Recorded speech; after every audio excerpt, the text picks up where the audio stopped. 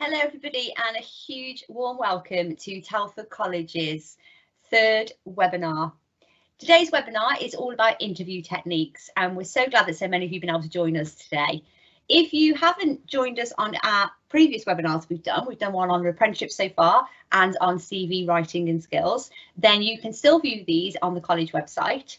And if you have, this is going to be the third step along the way where you're actually getting ready for that first initial interview. So let's introduce you to the team you're going to see. Myself, Susie, I'm here obviously. I'm going to be talking to you along with my colleague Chris. We've also got Amanda Carpenter. She's going to be our Q&A expert, and so any queries and questions you might have, hints, tips, experiences of interviews you've had previously, pop them in the Q&A, and Amanda's on hand with some of the other team to answer your queries as well, and we'll be very interactive with you today. We're also going to see Laura, another member of our team. Laura's put some really exceptional videos together for us as some classic do's and don'ts in interviews. So we'll be hearing from the four of us today. Let's have a little look at the agenda. So what is going to happen? Why is an interview important? I think we all know the first step of that. It's going to get you onto your future career. It's that big yes or no answer. So we're going to cover how to perform and what step-by-step guidance we can give you to get you over that finishing line. As I said, the live Q&A is open. The slides are very interactive. We want your involvement. We want you to give us your hints and tips, like I mentioned. If you've got an interview coming up, there's something that you might be a bit nervous about and we haven't covered it, then we want you to get involved and let us know so that we can assist. And then examples of do's and don'ts and how to put your best foot forward. Following the initial interview tips and techniques, we're just going to touch on Talk to You Tuesdays. If any of you have not heard about this before, we're going to introduce this to you today, and also how you can go about requesting an application form and pack going forward to get onto the ladder of whether it's full-time college or whether it's seventh form or going forward for that all-important apprenticeship programme. If you visit our website at www.telfordcollege.ac.uk, there's a wealth of knowledge and information on there. Even more so at this moment in time, we're all living the COVID life at the moment. We're all doing everything remotely, and we need to have advice and guidance at our fingertips. It is Mental Health Awareness Week this week, and we're very aware that it's been very tough for a lot of people out there. And as a college, we want to support you, each and every one of you, whether you're our students, whether you are our staff, and whether you're applying for apprenticeships, whatever step of the way, we are here to supporting our businesses and everybody. There's information on our website to help you with remote studying, to help you get your information you need about your next step and what you might want to do going forward, whether that's full-time course, apprenticeship programme, part-time, higher education, the info's there. So visit the website to find out more. What we're going to do now is actually go through the step-by-steps of interview techniques and introduce you to what we call our Fab Four. And to do so, I'm going to hand you over to my good colleague, Chris. Brilliant. Thanks ever so much, Susie. So just before we head on to the Fab Four, starting right at the beginning, I just wanted to cover sort of what exactly is that interview and what do we want to sort of gain from it. So really simple terms, interview is a conversation between an employer and an interviewee. Now, looking at obviously different types of interviews, they may be formal, they may be a little bit less formal and quite casual. They just depend on obviously the scenario you're going into. So we'll discuss that a little bit later in the webinar.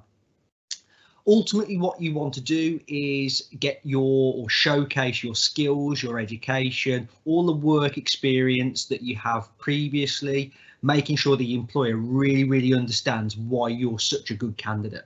And that's what you really need to try and express.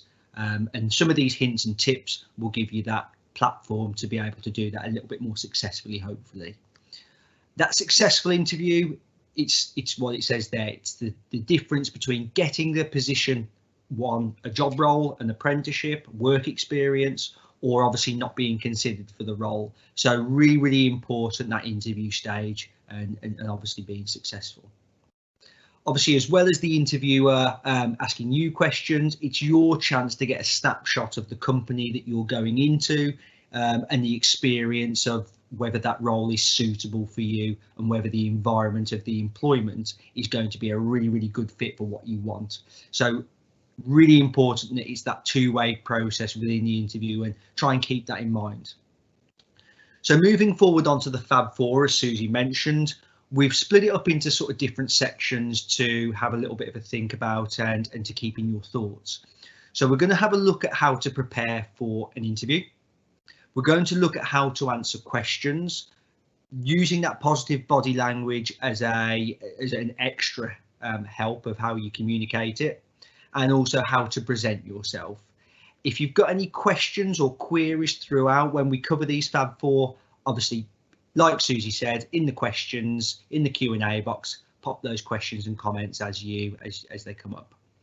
On the right hand side of this page, you'll see just a few different elements that you'll find in each of the sections of the Fab Four. That's a sheet that we've got that we can send out that you can use as a little bit of a crib sheet. So don't worry if you haven't sort of read through that, just sort of the main bullet points there will be covered in the Fab Four already. So moving forward on to the first element of the Fab Four, that preparation before an interview. So really important that that happens and you spend a few days or a couple of hours within the few days before interview looking through things. If you've got any top tips that you do at the moment when you've been to previous interviews, brilliant, pop them in the Q&A. We can share those with other people who may not have as much experience within interviews. That'd be great if you could do that. So looking at researching the company that you're going forward for, that's a really important key tip. So either looking at the website, spending a little bit of time on the About Us page and what they do as a business, maybe the philosophies and the values that they show as a company. Also looking at things like social media and the posts they put out, and even things like Google searches, so you can see any newspaper articles and things like that that they've possibly come up in. All gives you a little bit more knowledge about the company that you're potentially stepping foot into. Also read the job description really carefully. Make sure you know a little bit more about that and some details, because that's where you can actually map your skills to the criteria.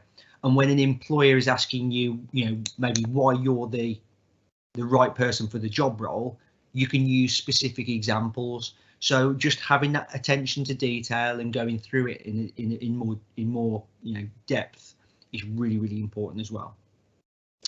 Check what documents that you need to take.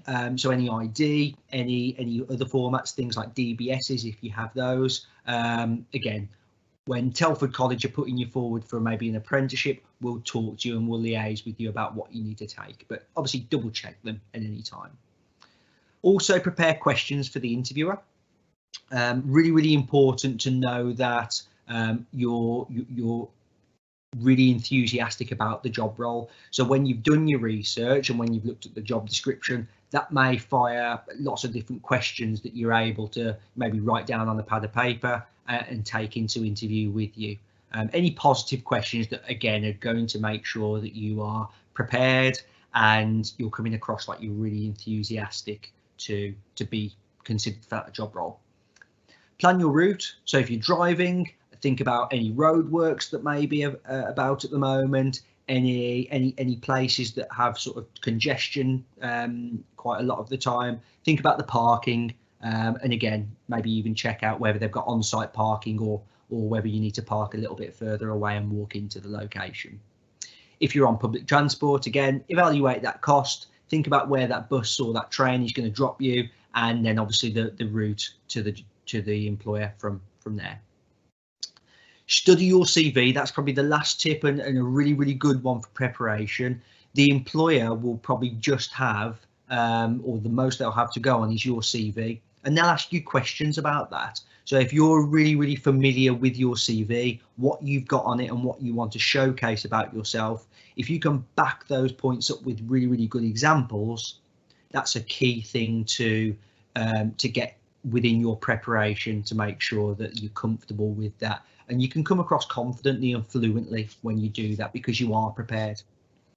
Amanda, did we have any questions or comments at all throughout that key bit of preparation? Yeah, thanks, Chris. And hello, everybody. Thank you very much for some of the questions that are coming through. It's great. We need more, so keep on going. We've had a comment from Lois, really great, actually. Go and visit the night before. So you know, evening before, nip down, find out where you've got to go, try and make sure the parking's fine and you've got, you know exactly where you're going, so you're all relaxed for the following morning. We've got Tom, leave with plenty of time again, so in the morning you've already established where the place is, so you've got no concerns about getting there, but give yourself plenty of time for any problems on the way there, so then you can sit for 10 minutes before walking in, get yourself relaxed and prepared for your interview. We've had a question from Sam. Do I have to ask questions in an interview? Always prepare a question to take in with you, a few questions. Hopefully, you know, you may get questions as you go along from the interview, but if not, at least have a few questions which are quite generic, things which, you know, you would probably like to know and probably regret if you didn't ask once you walked out. What's a typical day like there? How many people are in the team? What are the next steps of the interview? So just something generic, so you've got something to interact with your interview at the end of the interview. So brilliant, thanks for those, keep them coming. Thanks, Chris. Thanks, Amanda. Yeah, just to reiterate that, questions are important. So if you've got any specific questions, great, but have those backup questions, those generic questions that that you can fall back on and engage with the employer with. Moving forward to step number 2, I'm going to pass you back to my colleague Susie to go in a little bit more depth of how to answer some questions. Brilliant, thanks, Chris. And yeah, quite clearly this now goes on to how to actually answer the questions in the interview. So not the questions you're proposing to the interviewer, but when they ask you a question, how is the right way to answer these questions? So there's a few little tips that we can give you there. So you might be a given, but always be professional. Be confident, and you know, confidence comes in different shapes and sizes for everybody, but when you're in an interview setting, it's trying to be that confidence and get that flowing within yourself, and all these things that you would have done, like the preparation step beforehand, it will show and it will give you some of that element of confidence, as well as the next of the Fab 4 areas will as well. Talk slowly again when we're nervous, when we're enthusiastic about something, when we very much know what our point is and we're trying to get it across. We do tend to speed up what we're saying. And I know I'm a very fast talker and I have to work very hard sometimes to kind of keep my speech a little bit slower. You always want to think as well that the other person doesn't know necessarily what you're going to be saying. Give them time to take on board what you've said and to formulate their own response to it as well. So talking slowly, not too slow, obviously, but talking slowly so that you're able to have communication both ways and giving each other time to respond appropriately to what you've said. No slang words. Some people might think, well, I'd never dream of using slang or anything like that, but actually it's part and parcel of how we speak, whether we're doing it on text messages, whether we're doing it on a one-to-one, it's habit forming and we all do it. So just try and think about that professionalism again and refraining from using any slang words. The interview is an opportunity for you to sell yourself. With the preparation step you've just taken, the examples you'll have from your CV and all those things in place, this is your point to sell yourself, sell your unique selling points of your individuality and your personality, and the confidence and professionalism, all that will come alongside it, but this is your point to sell yourself. And we sometimes forget that, and we sometimes find it very difficult to sell ourselves. I can talk up other people loads, you know, I'm very much able to speak highly of what all their good points are, but can I actually pick out my own good points at that crucial time I need to? Perhaps not the easiest thing to do. This is something that you can just practice with and you learn, and eventually over time you get better at doing it as well. Referring to your CV and giving examples, and this is something that we've just touched on again. The preparation side will be there so that when you've done all that, you're in that interview, you're able to just pick out those points and use the examples in your CV, because you need to remember that at the time that you're in the interview, all that interviewer will have had to date will have been your CV. That's what they know about you, what's written on that piece of paper, whatever's put down, and you can guarantee they're going to pull things out of your CV and they're going to ask you about it. So it could be that you put, you know, I worked at JCB from January 19 till February 2020. And they're going to pull up on that particular thing and just put you on the spot. So you want to make sure that if you are, You can take a few moments to get your information together, but you can refer to it. You'll know and you'll have studied it, so you won't be taken aback by anything that's approached to you in the interview. You can see along the side there's some very common questions. So again, tell me about yourself, link that with selling yourself. That's what you want to do there. Why have you applied for the post? You'll have your reasons. You'll have worked with us beforehand to know why you've been matched to the applicable post as well. So you'll be able to confidently overcome these things. And then again, the examples fill into the next two questions there. Tell me about a time you've worked in a team, what you achieved, your initial role that you played as well. And give me an example of where you went the extra mile. So there's some quite classic questions that can be thrown at you in interviews. We do have hints and tips and questions that you can use to practice, and I do recommend that people practice answering questions, because it is a bit of a gift really that comes over time from practicing. We don't expect you to be amazing at interviews straight away. Nobody ever is. They're nerve-wracking. But also remember, there's very different types of interviews that you could be having and doing.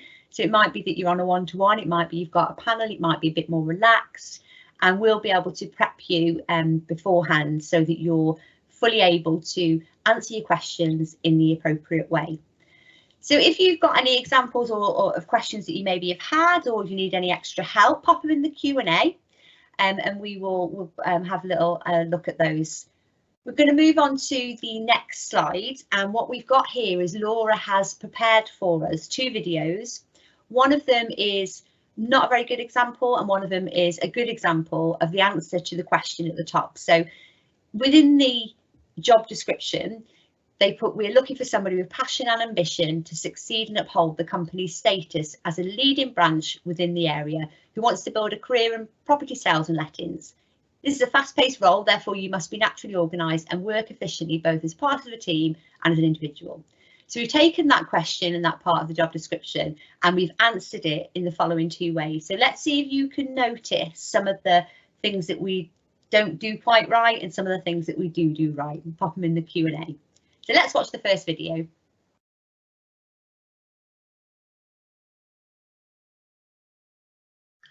don't know, it just sounds like a good job. I currently hate the job I'm doing, and the company's awful to work for. I'm a good learner, so I learn quickly, whatever I've got to do really, and I want a job with weekends off. Okay, now you could probably quite easily pick out some of the things there that maybe wouldn't be very appealing to an interviewer. Let's look at the good example. You'll pick out all the same wording of how better to approach this question. As I'm passionate and ambitious, I want to get my foot in the door of property sales and lettings because I enjoy working with people and in sales. I've worked as a waitress, so I have experience in a fast-paced environment, and I think I'd suit an admin role as I'm naturally very organised. That's within my home environment, and within school I like to have everything lined out and organised and diarised. I'm looking for a challenging customer-faced role with lots of progression, and I think this role can really give me that, so that's why I'd like the opportunity for this position. Brilliant. So there you go. So two classic examples there. And one of the things to take as well, this being a video, is that at the moment in time as well, and what you might find going forward, a lot of actual interviews might not always be face to face. They might be more remotely done like this. It might be that you're on WhatsApp or Teams or Skype or something. You apply the same criteria of the Fab Four, and apply the same criteria of how answering these questions would be, whether it's on face-to-face format or over a virtual connection. So hopefully that's given you all a little bit of time to formulate some questions in the Q&A. Like I said, all the way through, we want you to pop those questions in there. So let's go over to Amanda and have a little look at what they are. Thanks, Susie. We've had Sue ask a question, quite interesting actually. I'm shy. How can I be confident in an interview? I mean, this is a really good question, because clearly in the interview, Laura was very confident in the positive one. and sometimes not everybody is so outgoing. Some people are just a little bit quiet, a little bit shy, but that's not an issue, because you wouldn't have a working environment where everybody had the same personality. There needs to be different people, and you know, being someone who's a little bit quiet is absolutely fine. The only important thing is you take all the tips on board today, you present yourself very well, you practice beforehand, practice with family, follow the, you know, no stresses beforehand, get there on time, have a little relax and a breather before you go, and just believe in yourself and sell yourself, and you'll be absolutely fine. You will shine. Louise has said, she asked about researching the website. You know, is that important? Is it necessary?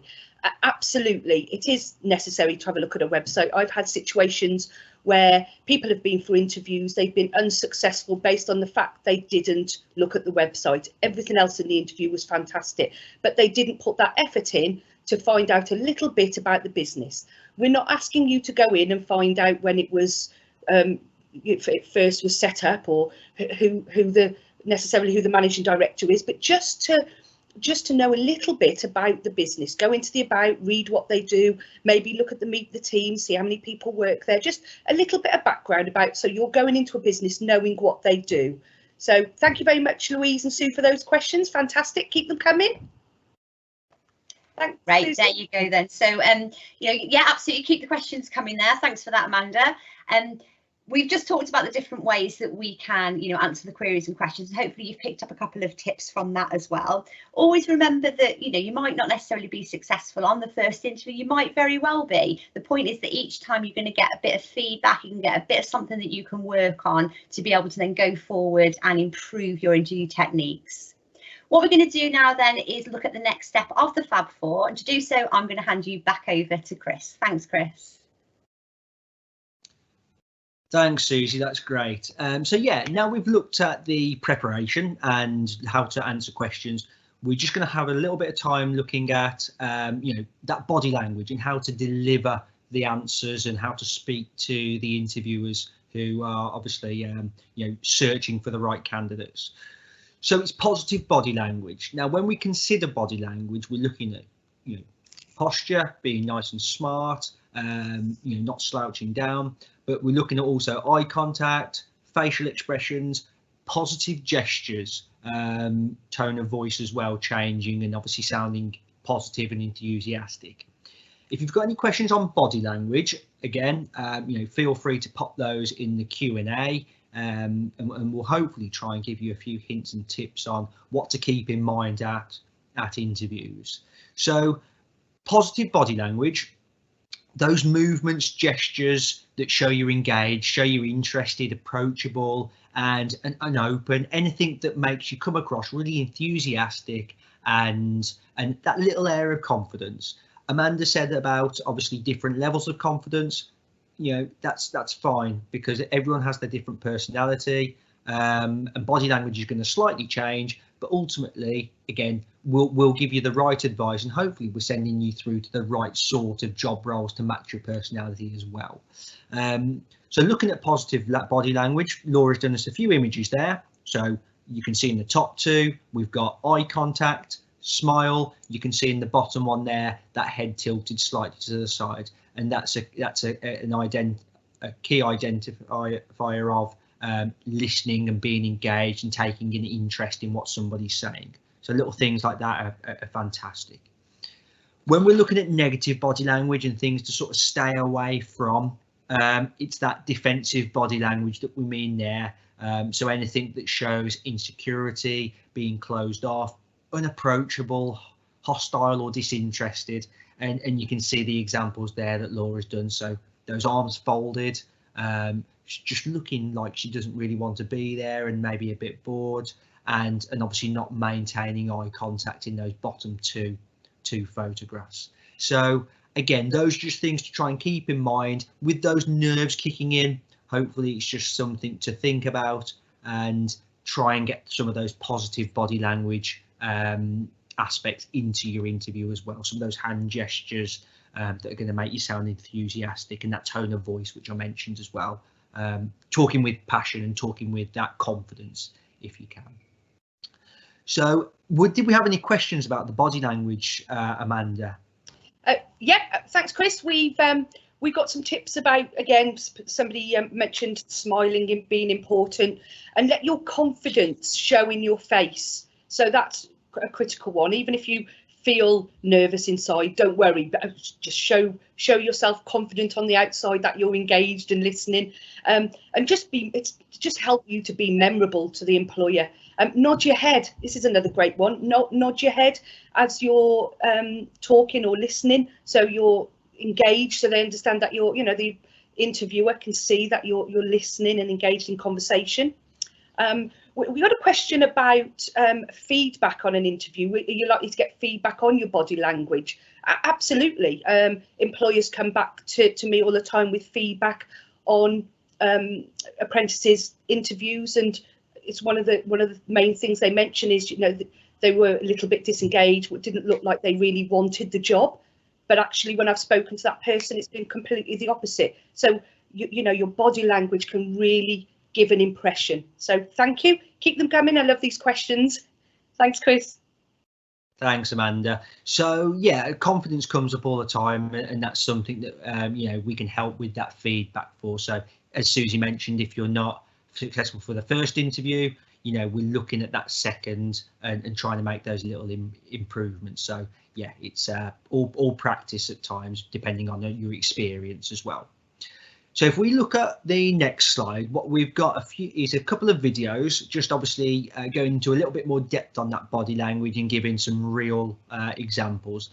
So Laura was asked the same question in both videos. What are your strengths and weaknesses? So just have a quick look through her body language, tone of voice, and see how they differ. Anything you notice, anything that you would improve on in the poorer example, pop in the Q&A box. And anything, again, any top tips that you have with body language, keep those ideas coming, because it's really good to see. So if we just look through the poorer example first.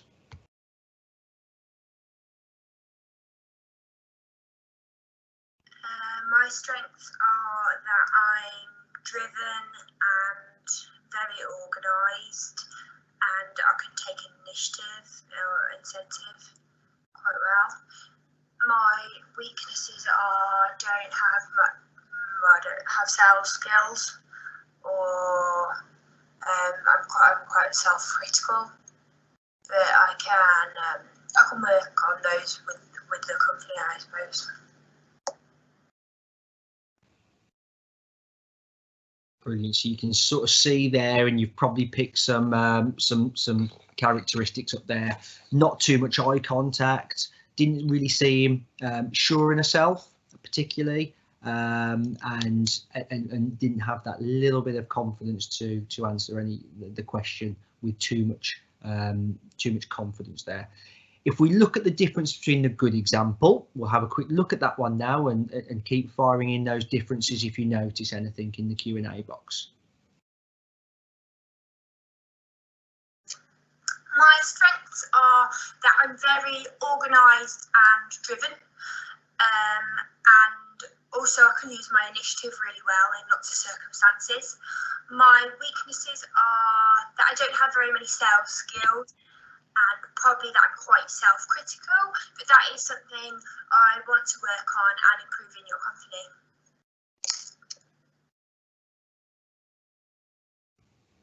Brilliant. So again, the difference is there, chalk and cheese really, even though it's a short, simple example, more eye contact, more confidence, and going to be a better sign of that body language to the interviewer. Amanda, what did we have coming in on the Q&A boxes? Did we have any good answers or any tips or hints? Yeah, got some great things coming through. She just a point that she looked positive even though she was talking about her weaknesses. So a weakness doesn't necessarily mean that's a bad thing. It's just you've got more strengths. But so always be confident about your weaknesses, and how you overcome them. So she came across very confident in her face.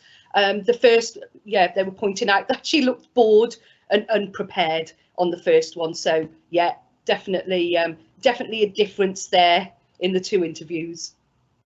Yeah, absolutely, definitely was. So looking at the last of the Fab Four, I'm going to pass you back to Susie to give you a little bit more information on that next step. That's great. Thanks ever so much then, Chris. So, wow, already on number 4 of the Fab Four. So the last one we want to touch on is how to best present yourself. So, easy to say, dress to impress, although this can kind of be a little bit different depending on the type of interview and situation scenario you're going into. Now, if it is a very formal interview and you're aware of this beforehand, then you do want to dress suited and booted, baseball caps, sunglasses, lots of jewellery, things like that's not applicable in interviews. However, it could be that you're going into kind of a mechanics, or you're going into a factory and you're doing a bit of a trial for an hour or two, and you're going to be on the the mechanical floor and things like that, and tinkering with different electrical appliances, whatever it might be. Suited and booted might not be the way forward. Dressing to impress actually is meaning dressing to the applicable interview that you're going forward for, so appropriately, and it's going to be actually thinking about, okay, what am I doing today and how do I impress them? So it shows that you've thought it through, it shows that you've taken it on board, and that you are going there with the right idea in mind of what's going to be expected of you. Now, again, your personal appearance and personal hygiene. Now, these can be taken in lots of different steps. I mean, clearly you want to, be dressed and make sure you've showered before and, looking appropriate. Like we said, you're impressing them. And you can look at it a different way as well. You're not going into a date or anything like that. It's not the casual. It's not. There's a fine line between too much as well. And not enough. So what we want to do is make sure that you're prepped beforehand with the type of environment you're going into. You've put the steps in place, you've prepared, you've got everything down so that your confidence is up and that you know exactly what is to be expected. And that is where, as a team going for an apprenticeship journey, for instance, we'll be able to let you know what to be expected of you when you go forward. The main thing and most important thing I feel is definitely about being yourself and being comfortable. At the end of the day, if you walk into a place and you've got yourself all booted and ready to go, but you don't feel comfortable in what you're wearing because it's not you, it's not your personality, it's not, you can impress people and look smart and still show your personality. We don't want you to come away from that and not feel comfortable, because you're not going to get the best out of yourself in that situation. You're always going to be thinking about what you don't feel comfortable in, rather than answering the questions appropriately or listening effectively. It's all about being yourself and getting your personality across, selling yourself, and making sure that that company walks away thinking, I need that person on board. They need to be a part of my team. So, you can see some examples there. Like I said, we can't put all the possible pictures on, depending on the different scenario you might be walking into. But what would you wear if you had an interview? What would it be? Or have you had an interview and you felt that you maybe stood out a little bit, or somebody else has? Let us know your thoughts in the Q&A, and let's pop over to Amanda to see what you guys are saying. Hey, hiya. Yeah, we've had Cameron ask. He's actually got an interview next week for a motor vehicle apprenticeship. Congratulations, Cameron. What do I wear? Again, this is exactly where Susie pointed out. It's wearing appropriate for the role. It's probably unlikely you're going to turn up in a suit and tie and shiny shoes to a garage for an interview. As long as you have a nice pair of trousers, maybe a nice shirt, just look smart and engaging, that will be sufficient. So good luck with that, Cameron. I've got one from Chloe. Chloe's actually dyed her hair pink in lockdown. So, which is great. Well done, Chloe. Hope it looks good. And she's obviously concerned if that's going to be a problem going to an interview. Absolutely not. As long as you follow all of the other tips we've talked about today, preparing beforehand, practicing your interview techniques, thinking about your questions, looking smart and engaged in the interview. It really doesn't matter if you have pink hair, because you will sell yourself, and it really doesn't matter what your hair looks like. So good for you, Chloe. Thanks very much for those. Thanks, Susie. That's great. No, and absolutely, you're so right there. I mean, we've probably all been a little bit bored at some points and thinking, what can we do? Doesn't matter if you've got rainbow coloured hair. The point is, follow those tips. You can still make yourself look, you know, be professional. And there's an element of uniqueness. I think we all need to remember that, you know, we don't all have to be the same. It's not all expected to be the same. It's getting your personality across, making sure you're standing out for the right reasons as opposed to the wrong reasons. And you can still look very, very smart with rainbow hair. Doesn't matter. So there we go, our Fab 4 have been presented to you, and I really hope that you've picked up some excellent hints and tips.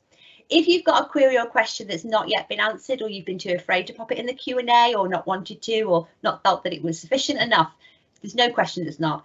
Definitely ask us, pop an email to us, pop a call to us. We're here to help, and we want to make sure that you put your best foot forward when you're in an interview, and that we can help you get across that line.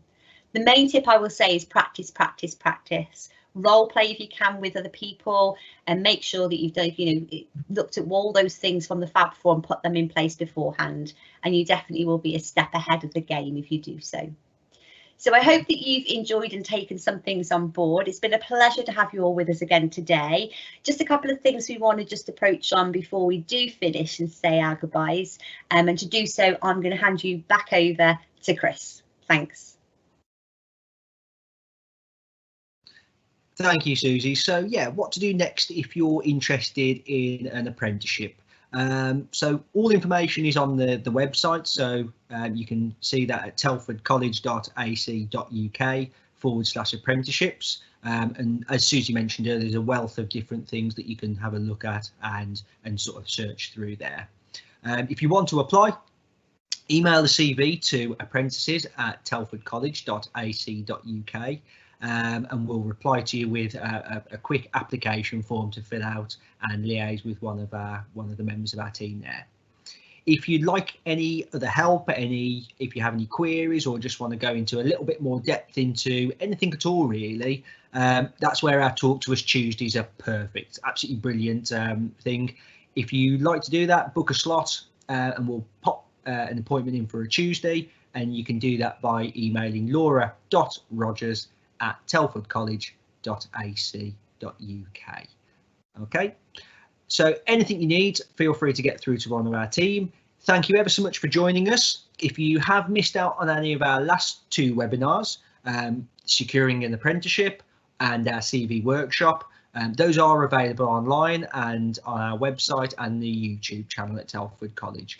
And you will also upload the interview techniques, so you can look at anything again with those Fab 4, and anything you may want to just recap on, you've got access to that. So last of all to say, thank you ever so much for joining us again, and we hope to speak to you soon.